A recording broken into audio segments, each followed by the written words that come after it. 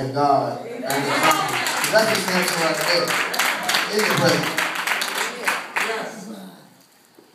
So once he put his trust in Delilah, he put his trust in the flesh, he gave away his vow to God, he lost his favor. How many of you know once we start putting our trust and our everything into humans or not God at all? We go to pastor, pastor is a man of God, but we go to somebody else trying to figure out what we can do to get through this and get through that, or tell them our favor. They know where our strength lies. So we got to be careful of who we tell our secrets to, who we put our trust in. If it's not the trust in the Lord, we have to be careful. We have to have eyes in the back of our head because we don't know who and what is coming to attack us. Because the devil is all around. He's seeking to knock us down. We were just at 925 Military Highway. God's favor is upon pastor. But the devil, the roof is leaking. He's trying to cause us to doubt God, to lose our strength, but we still have favor because we are here right now. He's going to always lose. So once we lose our confidence, our faith, our trust, Samson, like us, captured by the Philistines. He was shaven.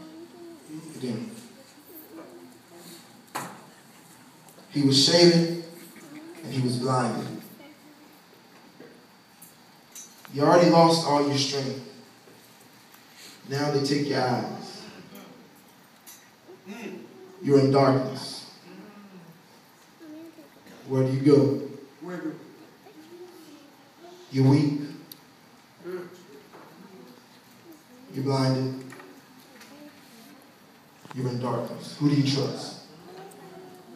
Who do you trust? Oh my God. Lost your strength. You demonstrated. You're blinded. Where does your trust go? So I'll be reading now 16th chapter, the 26th verse. No, I'm going to start at the 22nd verse.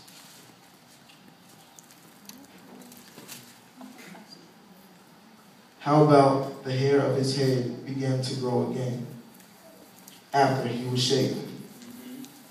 So he's been blinded, he's been taken prisoner. Now his hair starts to grow back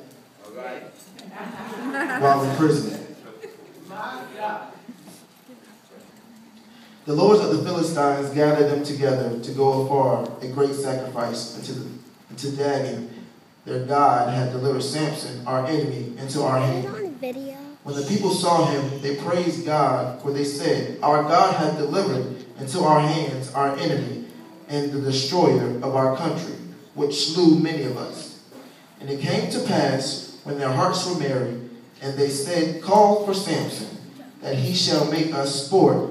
And they called for Samson out of the prison house, and he made them sport, and they set him between the pillars.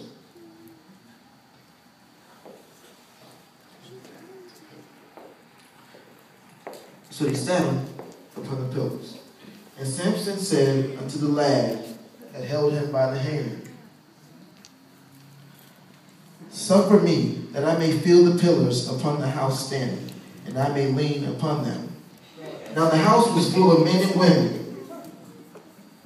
It was full of men and women, and all the lords of the Philistines were there. And there upon the roof were 3,000 men and women, and beheld while Samson made sport. So how many of you know once the enemy has you, they're going to do anything and everything to make you feel little. They want you to be their entertainment. You can't do nothing now, you're blinded. You're in darkness. You're weak. Just be the joke. You're going to be the joke out of everyone here. We're just going to laugh at you. We're going to just call you names.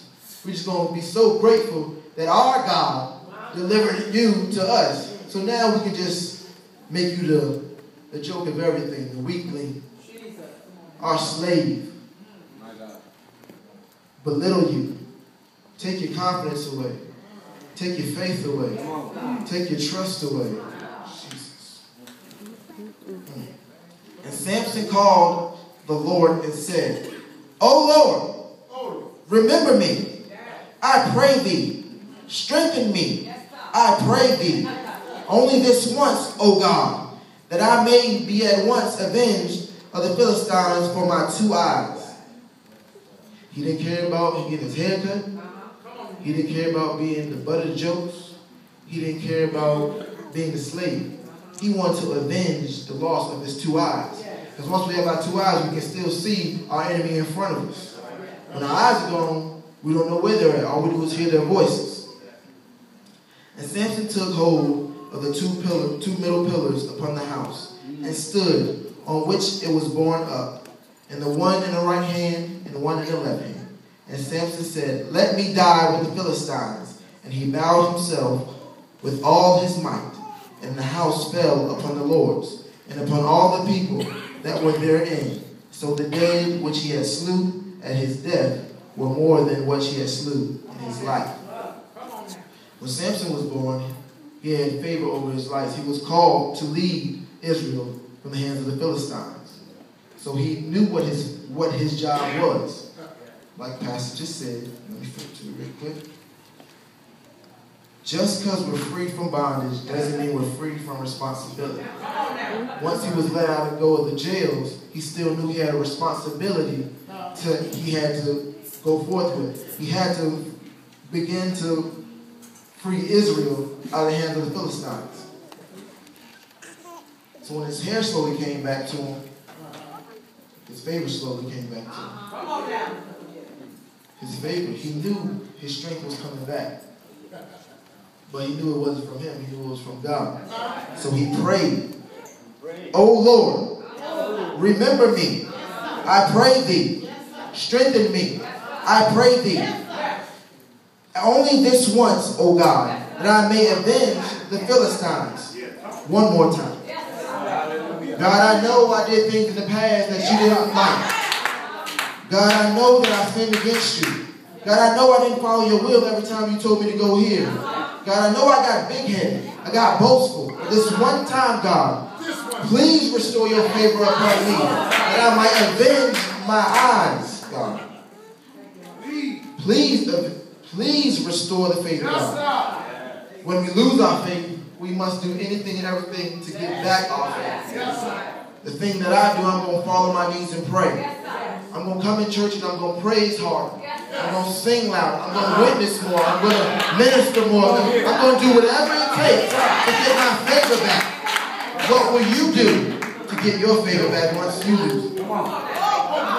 That's something to think about. Because I don't want to lose God's favor. He's done so much for me. So much for me. He woke me up this morning. And I just thank him for waking me up this morning. So I'm going to praise him. And I'm going to sing the glory to his name. So when Samson had the young man lean him against the post, he prayed. So then God started giving him strength in his right hand and his left hand.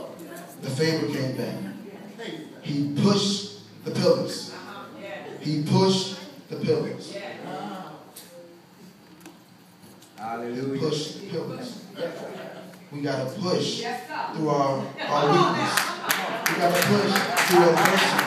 We got to push through temptation. We got to push. We got to push. We got to push the roadblocks out in front of us. Thank you, Lord. God shows us so much favor. So much favor. Now in these times we have to pray that we keep that favor. Because I don't want to lose the favor. I need that favor upon me every day to live.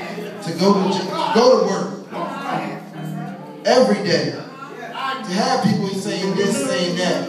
You have the naysayers. You have anybody who's trying to put you down, but you need that favor to control your temper. Because I would just react with a word that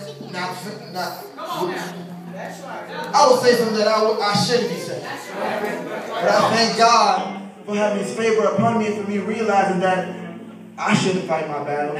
He's going to fight my battles. As long as I pray, praise him, and stay focused on him, he's going to fight my battles.